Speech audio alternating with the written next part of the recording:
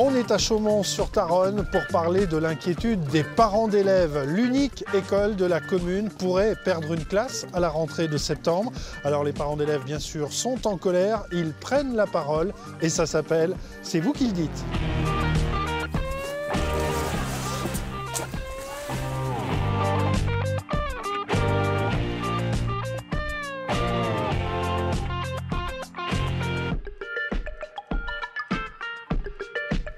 Quelle a été votre action en tant qu'élu?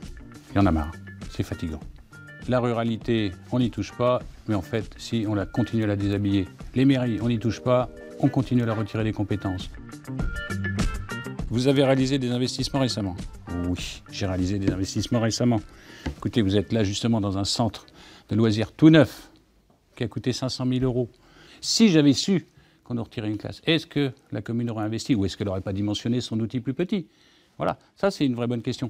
Et à partir du moment où on peut avoir une vision, on peut faire, mais quand on ne nous dit rien, si vous voulez, ben, vous faites. Perdu? Comment ça, perdu? Non mais hé! Même la commune n'est pas marquée sur les cartes. Comment ça?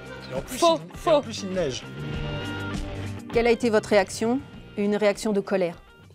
Vraiment de colère. Je suis pas du tout contente. Il est inconcevable pour moi qu'il y ait une 5e classe qui ferme. Si une 5e classe ferme, on va se retrouver avec des classes très surchargées, on parle de 30 élèves, des classes à triple niveau, avec des locaux qui aujourd'hui, dans leur infrastructure, ne permettent pas d'accueillir autant d'élèves.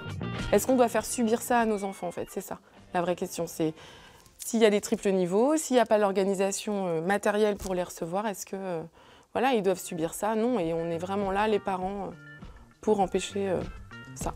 Vous avez réagi comment quand vous avez appris la nouvelle? Comme une combattante, de ne pas se laisser faire, de crier un bon coup. Allez, on remet ça. Il y a moins d'enfants, oui et non. Après, si vous voulez, chaque année, c'est un petit peu une fluctuation. Il y a des années, on va avoir 110 élèves, l'année d'après, on en a 105, l'année suivante, on en a 115. Si vous voulez, on varie toujours sur entre 5 et 10 enfants chaque année. D'accord. Et aujourd'hui, vous êtes à combien d'élèves sur la commune? Nous en sommes à 104.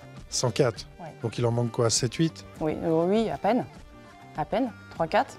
Imaginons que vous perdiez une classe à la rentrée 2018. Vous faites quoi, vous, en tant que parent d'élèves? On a une école et il va falloir poursuivre la scolarité de nos enfants. Je ne vais pas aller les scolariser ailleurs, hein, c'est sûr. Je vais faire comme tout le monde. Je suis une des mamans qui envisage sérieusement à la rentrée de retirer mon enfant de l'école. Ah! Voilà. Vous êtes la première à nous dire ça. C'est-à-dire que j'ai un enfant avec des difficultés et 30 élèves dans une classe, c'est pas possible. On va faire des opérations coup de poing, le but c'est d'être entendu et on se dit que plus on sera entendu, plus on mettra d'actions en place et plus ce sera fort et plus on aura peut-être de chances d'être entendu et du coup d'éviter cette fermeture de classe. Il faudrait demander à Grégoire, tu peux pas amener tes enfants? Ils sont trop grands.